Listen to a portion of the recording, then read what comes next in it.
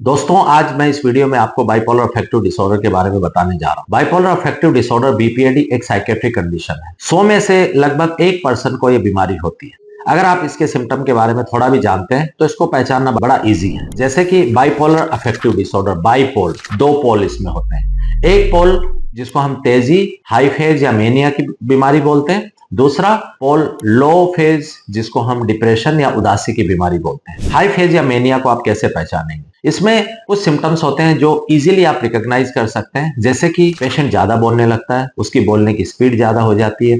अगर आप उसको इंटरप्ट करोगे तो गुस्सा करने लग जाता है, उसको लगता है कि सिर्फ मुझे सुना जाए। पेशेंट ज्यादा चीयरफुल, ज्यादा खुश दिखाई देने लगता है। उस खुशी का कोई कारण नहीं होता, बिना कारण के वो ज्यादा खुश दिखाई देने लग जाता है। उसके आइडियाज जो ग्रैंडियोज हो जाते हैं। इसका क्या मतलब है कि पेशेंट जरूरत से ज्यादा कॉन्फिडेंट फील करता है, जो उसको कैपेसिटी उसकी है उससे भी ज्यादा उसको लगता है कि मैं बहुत पावरफुल पर्सन हूं, मैं बहुत रिच पर्सन हूं, मैं बहुत इन्फ्लुएंशियल पर्सन हूं, मेरे पॉलिटिकल कनेक्शन है। वो तरह तरह के दावे करने लगता है जो कि एक्चुअली रियलिटी या हकीकत नहीं होती। ओवर फेमिलियरिटी, वो जिन लोगों को नहीं पहचानता उनसे भी बातें करने लग जाता है। ओवर स्पेंडिंग, जरूरत से ज्यादा पैसे खर्च करने लग जाता है। घर में वो चीजें खरीदने लग जाता है जिसकी कोई जरूरत भी नहीं है। नींद की जरूरत महसूस कम होना, इसका क्या मतलब है कि पेशेंट सोना ही नहीं चाहता। 2-3 घंटे अगर वो सोता है तो उसको लगता है that is more than enough. So night में वो 12-1 बजे सोएगा, 3-4 बजे उठ जाएगा। अब पेशेंट ज्यादा खुश है, पेशेंट एनर्जेटिक है, जैसे ही मॉर्निंग में उठता है वो गाने सुनने लग जाता है, कुछ एक्सरसाइज वगैरह करने लग जाता है, जो कि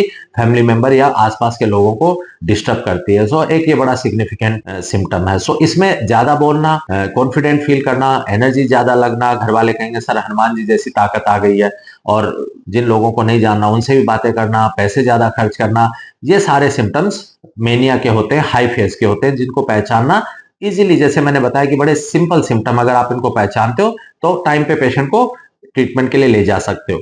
तो ये मेनिक फेज है। उससे दूसरा फेज जो होता है वो अपोजिट फेज है, जिसको हम डिप्रेशन फेज कहते हैं, लो फेज कहते हैं। इसमें अपोजिट हो जाता है, पेशेंट जरूरत से ज्यादा उदास, सैड फील करता है, पेशेंट के थॉट्स नेगेटिव हो जाते हैं, उसको लगता है उसका कॉन्फिडेंस कम हो जाता है, जो जितना वो कैपेबल है उसको लगता है कि मैं उतना कैपेबल हूं ही नहीं।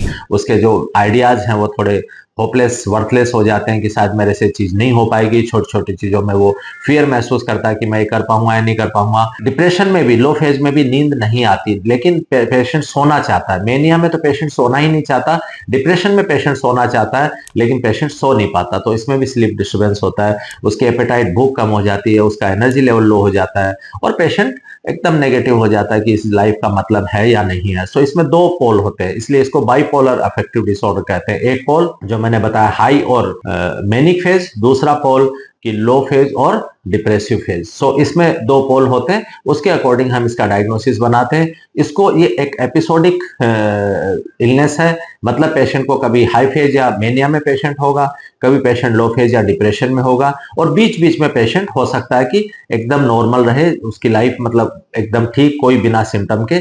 तो ये एक कॉन्टिन्यूस इलनेस की तरह नहीं होती, ये एपिसोड्स में आती है। कई बार पेशेंट की लाइफ में ऐसे रीजंस होते हैं कि उसकी वजह से पेशेंट मेनिया या हाई फेज में चला जाता है, और कई बार पेशेंट के ऐसे रीजंस होते हैं जिसमें लो फेज या डिप्रेशन में चला जाता है।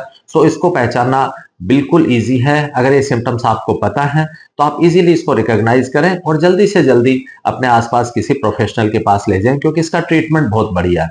आप इसका ट्रीटमेंट जानने के लिए मेरे नेक्स्ट वीडियो को देखें। नेक्स्ट वीडियो में मैं ये क्यों होता है, बाइपोलर डिसऑर्डर के क्या कॉजेज होते हैं, क्या रीजंस हैं, उसका ट्रीटमेंट क्या है, उसके बारे में बात करूंगा। सो इसको जानने के लिए मुझे फॉलो करें एंड मेरे चैनल को सब्सक्राइब करें। दोस्तों, जो मैं बार बार हर वीडियो में कहता हूँ, साइकेट्रिक डिसऑर्डर्स का बहुत अच्छा ट्रीटमेंट है।